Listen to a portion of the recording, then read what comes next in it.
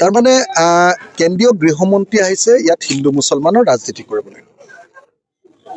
বটদ্ৰৱা প্ৰকল্পটো কৰাটো খুব ভাল কথা কৈছে, কিন্তু বটদ্ৰৱা প্ৰকল্পৰ নামত তেওঁলোকে যি ধৰণে হিন্দু মুছলমানৰ ৰাজনীতি কৰিব খুজিছে এইটো কেতিয়াও অসমৰ মানুহে গ্ৰহণ নকৰে। আজি অমিত শ্বাহ কি কাৰণে বিখ্যাত?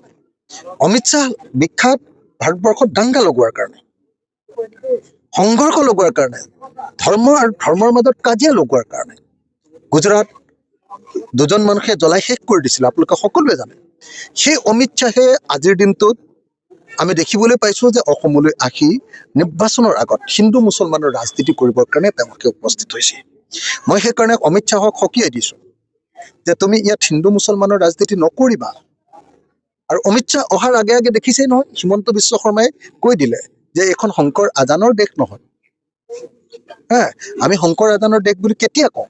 প্ৰসংগক্ৰমে কওঁ। যেতিয়া মানুহৰ মাজত অশান্তি বিয়পাব খোজে বিজেপিয়ে, তেতিয়া আমি কওঁ যে এইখনত ধৰ্মৰ নামত কাজিয়া নাই, তাক বুজাবৰ কাৰণে শংকৰ আজানৰ দেশ বুলি কোৱা হয়।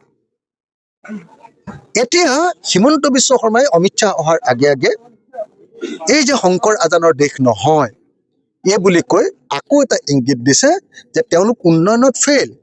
2026 নিৰ্বাচনত তেওঁলোকে আকৌ ধৰ্মীয় ৰাজনীতি কৰিব, মেৰু বিভাজনৰ ৰাজনীতি কৰিব, আৰু তাকে ইংগিত দি আমি হিমন্ত বিশ্ব শৰ্মা আৰু অমিত শ্বাহক কাম কাজ কৰা দেখিবলৈ পাইছোঁ।